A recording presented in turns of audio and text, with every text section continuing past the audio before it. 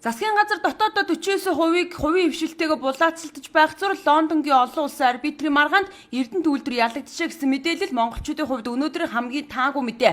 Энэ талаар улсын хурлын гишүүн Баасанхүү олон нийтийн сүлжээнд анх мэдээлж Эрдэнэтийг битүүмжлэн хоногт 75 сая төгрөгтөө тэнцэх хүү төлөх шийдвэр гаргажээ хэмээн бичсэн байгаа юм. Ингээд уг мэдээлэл хэвлэл мэдээллийн мэргэжлийн сайтууд лавшруулан мэдээлж эхэлсэн нөхцөл байдлаас харахад байдал үнэхээр хүнд байгаа нь үнэн болж таарч байна. Үүнийг ч хууль зүйн дотоод хэргийн сайд Нямдорч өөрөө сэтгүүлчдэд батлан хэлсэн. За гэхдээ үйлдвэрийг битүүмжлэх дээрээ тулаагүй гэсэн тайлбарыг тэрээр өгч байгаа юм. За 2010 онд буюу Сүү Батуулдын засгийн газрын үед Жастин Батхүүгийн сэтгэж бодсон нэг зүйл нь Эрдэнэтийн 51%-ийг гадны банкнд тавьж зээл авах тухай байсан юм.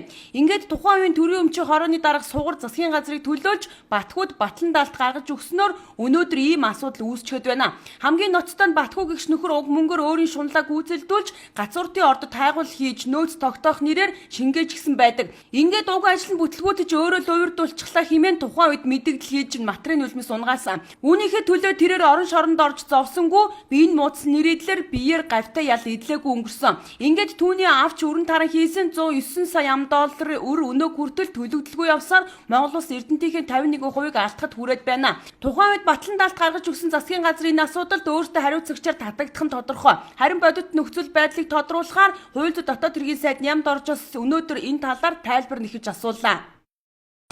Юун дээр авилгатай тэмцэх газар дээр шалгагдаж байгаа. Хадгаламж банкыг сөүлд нэг баг хураах маягийн болоод тэр Батгүй энэ төргээд нэг хүн орон шоронд зулсан байдаг шүү дээ. Тэр байсан. Дөрөвдүгээрт бол шүүхийн шийдвэрийн биелүүлэгтэй холбогдсон алдаг хүү энэ төр гэдэг юмнууд байдаг. Тэрний талаар цаашдаа яриа хэлэлцээр хийх ийм шаардлагууд байгаа юм байлаа. Яг тэр битүүмжилсэн барьсан гэдэг бүгд худлаа. Наадах чинь зүгээр худлаа мэдээлэл тарааж олон нийтийг ойлгомжгүй байдалд оруулж байгаа зүйл. Байдал хүнд байгаа юм шүү дээ. Байдал амаргүй байгаа юм байлаа. Арбитрасыг эцсийн шүүх гарч юм манайх давзаалдах боломжгүй байгаа юм уу? Давзаалдах ажиллагаанууд нь хийгдсэн юм байлаа.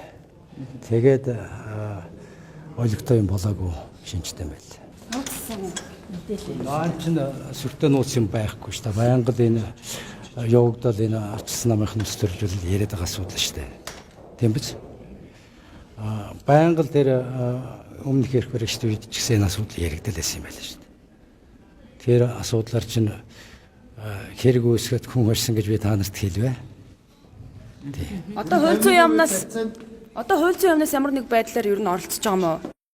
Нямдорч сайтын хэлснээр өмнөх хууль зүйн яамнаас ажлын хэсэг гараад олон улсын шүүхтэр ажилласан байдаг гэлээ. Харин одоогийн хууль зүйн яамд нарийн мэдээлэл байхгүй байгаа юм шиг байна. Түүний ойлгож байгаагаар давж заалтад ялагдсан гэж байна. За ингэхээр одоо манай талд гарц байхгүй болсон байгаа юм. Өөрөөр хэлбэл давж заалтах шатны дараагийн 3 удаагийн арбитрийн шүүх хуралдаанд Стандарт банк ялжээ. Гэхдээ арбитраас Стандарт банкны нэхэмжилсэн $109 сая $51 сая $1 болгон бууруулж Эрдэнэт үйлдвэрийг төлөхийг үүрэг болгосон шийдвэр гаргасан юм байна. Лондонгийн арбитр уг маргааны талаар хамгийн сүүлийн шийдвэрээ оны өмнө гаргасан тул за Эрдэнэт үйлдвэр дээрх $51 сая урьдчилан байршуулсан тохиолдолд давж заалтах эрхтэй гэж дүгнжээ. Тэр нь энэ торгууль төлөгдөхгүй явсаар өнөөдөр сард $900 мянга, өдрийн $30,000 хүү төлбөр хураагдаж байна хэмээн зарим их сурвалжууд мэдээлж байна. За Нямдорч сайтын хэлснээр энэ асуудал бол зөвхөн Стандарт банк болон Эрдэнэт үйлдвэр хоёрын хоорондын шийдэх асуудал юм байх. Гэвч өнөөдөр Монголын засгийн газар Эрдэнэтийг 100% төрийн өмчтгээ зарлчихсан байхад энэ засгийн газарт хамаагүй байж болох уу? За тэгвэл Урхан сайд сумын озроос нэмж илүү тодорхой тайлбар авахыг хүссэн боловч тэрээр энэ талаар дуулсан төдийгөөс цаашгүй явж байна. Стандарт банкнаас авсан зээлийн асуудал гэж юм шиг. $51 сая долларын асуудал хүү торгуултайгаар нийлээд бараг $102 сая орчим доллар болцсон байгаа талаар бас мэдээлэлтэй байгаа. Гэхдээ ер нь яг зөв учиргүй юугүй Эрдэнэт үйлдвэрийн одоо өмч хөрөнгийг битүүмжлэх Эрдэнэт үйлдвэрийн одоо үйл ажиллагаанд бас сүрэг одоо энэ байдлаас хандах ийм зүйл бол хараахан гараагүй байгаа. Гэхдээ энэ зээлийн асуудлыг бид нэр бол яралтай шийдэх ёстой гэж бодож байгаа. Энэ асуудлыг шийдэж байж дараагийн одоо Эрдэнэт үйлдвэрийн хэрийн ажиллагаа цаашлаад энэ Монгол улсын нэр хүнд Эрдэнэт үйлдвэрийн нэр хүндгээд холбогдох асуудлууд бол явна. Эрдэнэтийн асуудал, Стандарт банкны асуудал гэдэг юм яриад байгаа. Засгийн газрын хамаатай үстэй. Зүгээр Эрдэнэт үйлдвэр дээр баталгаа гаргал өгсөн байлаа гарах сураад хариуцсан суулсууд нь Тэгээ мэдээж Эрдэнэт үйлдвэр баталгаа гаргаад өгсөн учраас одоо хариуцагчаар засгийн газар. Монгол улс төрийн эмч тооцоо үйлдвэрийн газар.